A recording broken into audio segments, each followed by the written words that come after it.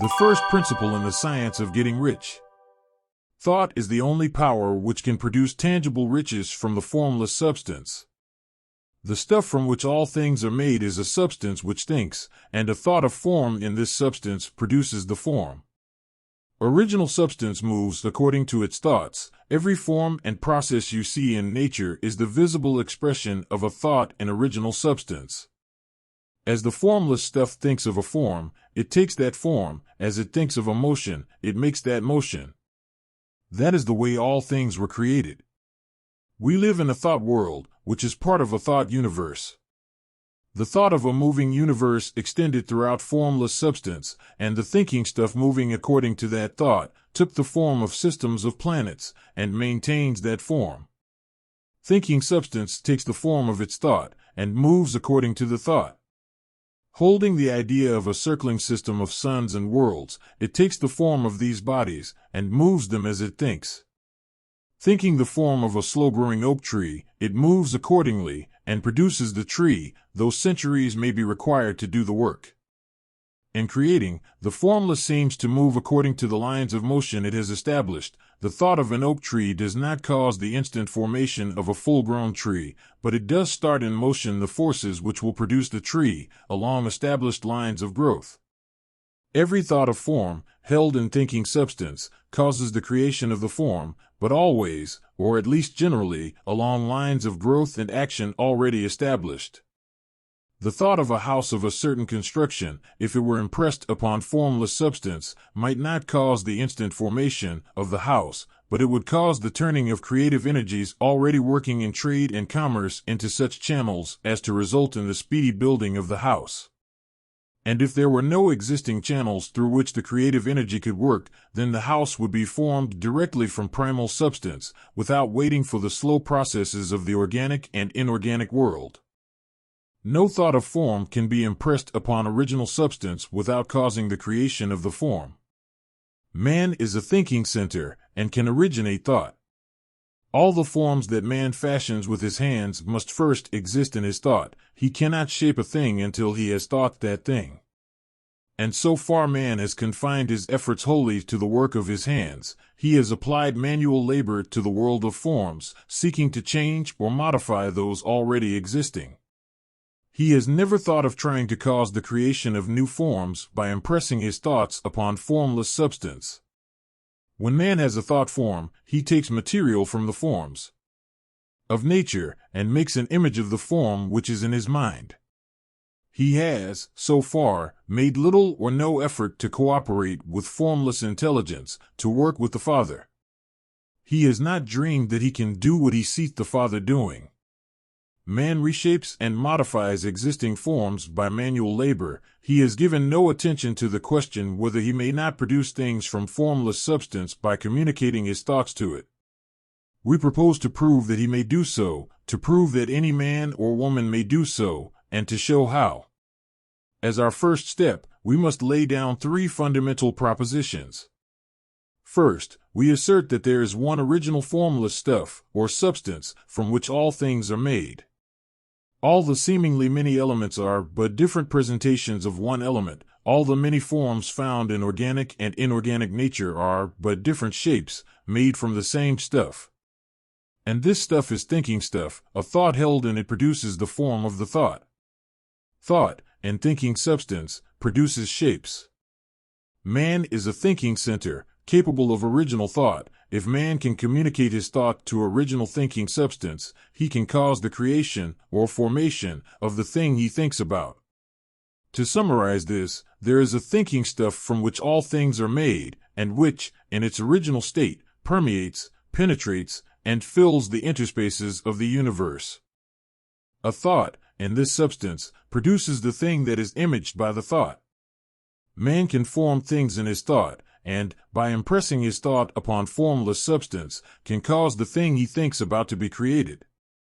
It may be asked if I can prove these statements, and without going into details, I answer that I can do so, both by logic and experience. Reasoning back from the phenomena of form and thought, I come to one original thinking substance, and reasoning forward from this thinking substance, I come to man's power to cause the formation of the thing he thinks about. and by experiment I find the reasoning true, and this is my strongest proof. If one man who reads this book gets rich by doing what it tells him to do, that is evidence in support of my claim. But if every man who does what it tells him to do gets rich, that is positive proof until someone goes through the process and fails. The theory is true until the process fails, and this process will not fail, for every man who does exactly what this book tells him to do will get rich. I have said that men get rich by doing things in a certain way, and in order to do so, men must become able to think in a certain way. A man's way of doing things is the direct result of the way he thinks about things. To do things in a way you want to do them, you will have to acquire the ability to think the way you want to think. This is the first step toward getting rich. To think what you want to think is to think truth, regardless of appearances. Every man has the natural and inherent power to think what he wants to think, but it requires far more effort to do so than it does to think the thoughts which are suggested by appearances. To think according to appearance is easy. To think truth regardless of appearances is laborious and requires the expenditure of more power than any other work man is called upon to perform. There is no labor from which most people shrink as they do from that of sustained and consecutive thought. It is the hardest work in the world. This is especially true when truth is contrary to appearances. Every appearance in the visible world tends to produce a corresponding form in the mind which observes it, and this can only be prevented by holding the thought of the truth. To look upon the appearance of disease will produce the form of disease in your own mind, and ultimately in your body, unless you hold the thought of the truth, which is that there is no disease, it is only an appearance, and the reality is health. To look upon the appearances of poverty will produce corresponding forms in your own mind, unless you hold to the truth that there is no poverty, there is only abundance. To think health when surrounded by the appearances of disease, or to think riches when in the midst of appearances of poverty, requires power, but he who acquires this power becomes a master mind. He can conquer fate, he can have whatever he wants.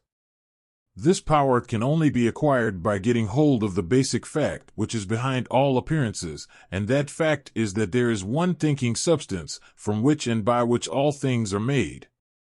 Then we must grasp the truth that every thought held in this substance becomes a form, and that man can so impress his thoughts upon it as to cause them to take form and become visible things. When we realize this, we lose all doubt and fear, for we know that we can create what we want to create, we can get what we want to have, and can become what we want to be.